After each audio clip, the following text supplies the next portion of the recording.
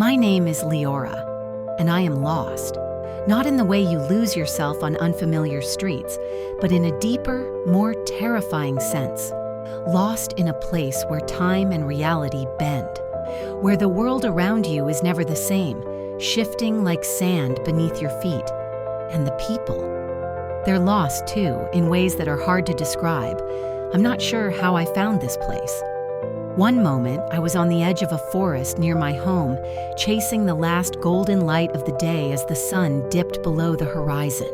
The next, the air grew cold, the trees vanished, and I stood at the gates of a city I'd never seen on any map. The city loomed before me, tall and twisted, like it had been pulled from a dream or a nightmare. Its streets wound in strange, impossible directions, and the sky above shifted between twilight and dusk, never fully settling into night. The air was thick with a silence that pressed against my skin, broken only by distant whispers I couldn't quite understand. As I stepped through the gates, something in me shifted too. A sense of inevitability crept over me, like I was meant to be here. But nothing could have prepared me for what would happen next. I wandered through the narrow streets, feeling the eyes of the city on me. Every corner I turned led to another labyrinth of stone, the buildings leaning in as if they were alive, watching, waiting. I passed by a market that felt frozen in time, stalls filled with wares that seemed ancient and untouched, though there were no people in sight. My heart raced. I should have been terrified, but curiosity pushed me forward. Then I saw him. A man stood at the center of the square, his back to me, staring up at a twisted monument that rose from the ground like a jagged spear. His long, tattered cloak billowed in the wind that didn't seem to exist. Something about him felt off. His silhouette blurred at the edges, as if the city itself was trying to swallow him whole. "Hey," I called out, my voice shaking. The man turned slowly, and I froze. His eyes were a pale, sickly blue, the kind of color that belonged to something long dead. His face was gaunt, hollow, and his lips twisted into a smile that sent a chill down my spine. "You've entered the city," he said, his voice like the creak of old wood. "There's no turning back now." I wanted to run, but something in his gaze rooted me to the spot. He walked toward me, his steps slow, deliberate. And as he moved, the ground beneath him shifted, the stones rearranging themselves like they were making way for him. "I'm Leora," I managed to say, my throat dry. "Names don't matter here," he replied. "Not anymore. Not once the city takes hold." "What is this place?" I asked, taking a step back. "The shifting city," he said, his voice dropping to a whisper. "It moves between worlds, pulling in the lost and forgotten. We're all trapped here, bound to its will." I stared at him, trying to make sense of his words, but the weight of them pressed down on me. A city that moved between worlds? It couldn't be real. And yet, here I was, standing in the middle of it. The man tilted his head, studying me. "You're new, fresh. That won't last long." Before I could respond, he turned and walked away, disappearing into the shadows. I stood there, my heart pounding in my chest, wondering what he meant by fresh. But before I could dwell on it, the air around me changed. The city seemed to sigh, and in that moment, the ground beneath my feet shifted. I stumbled as the streets twisted, the buildings rearranging themselves before my eyes. What had once been an open square was now a narrow alleyway, the walls of the buildings pressing in on either side. I was trapped. As I tried to make sense of the ever-changing streets, I heard footsteps echoing behind me. I spun around, my heart racing, ready to defend myself, though I had no idea how. But it wasn't the pale-eyed man. Instead, two figures emerged from the shadows. The first was a tall, lean man with a sharp jawline and eyes that held a mix of curiosity and weariness. His clothes were worn but practical, like someone who had been surviving on the streets for far too long. The second was a girl, barely older than me, with wild black hair and a mischievous glint in her eyes. She carried a small dagger in one hand, spinning it absent-mindedly.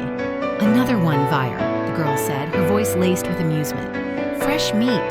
The man, Vire, nodded, his gaze never leaving mine.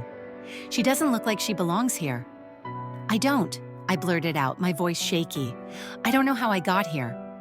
Kara, the girl, laughed. "None of us do, sweetheart. That's the beauty of this place. One minute you're living your life, the next you're stuck in a city that moves whenever it damn well pleases." Vire stepped closer, his expression more serious. "What's your name?" "Leora," I said quietly. "Well, Leora," he continued, "you've got two choices. You either learn to survive here, or the city will eat you alive. Your call." I didn't know what to say. Everything about this place was wrong.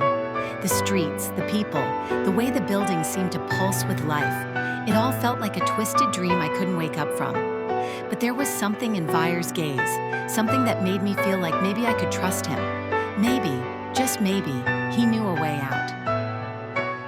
Over the next few days, Vire and Kara showed me the ropes of surviving in the shifting city. We moved from one district to another, never staying in the same place for long because the city never stayed the same. Streets that had led us safely through one day would vanish the next, replaced by walls or dead ends. It was during one of these shifts that we stumbled upon Ison, an old scholar who had been in the city far longer than any of us. He was obsessed with the idea that the city held a secret, a puzzle hidden beneath its streets that could set us free.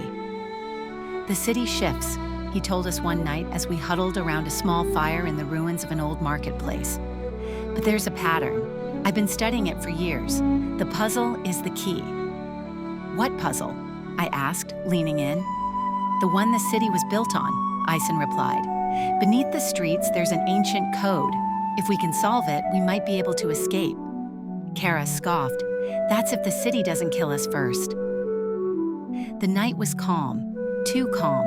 Vire, Kara, and I had just settled into a small courtyard when the air around us grew heavy. The stones beneath our feet trembled, and the sky above flickered, shifting between twilight and a deep, unnatural blue. "Get up," Vire whispered, his voice tight with fear. "It's happening again." "What is?" I asked, my pulse quickening. "The shift," Kara muttered, grabbing her dagger. "Hold on to something or you'll get lost." Before I could react, the ground beneath me lurched. Buildings twisted, their walls bending inward like they were being pulled apart. The streets reshaped themselves, and the world around me spun in a disorienting blur. My head swam, my stomach turning, and for a moment I was sure I would fall into the abyss that seemed to open up beneath my feet. Then, just as suddenly as it began, it stopped. The city was still again, but it wasn't the same. We were no longer in the courtyard. The streets had shifted, the buildings around us unrecognizable. Vire cursed under his breath. "We're in the wrong district." I looked around, trying to make sense of our new surroundings. The air was thick with a strange metallic scent, and the buildings seemed older, more decayed. "What now?" I asked, my voice trembling. "We find the puzzle," Ison said, his eyes gleaming with a manic determination. "Before the city shifts again."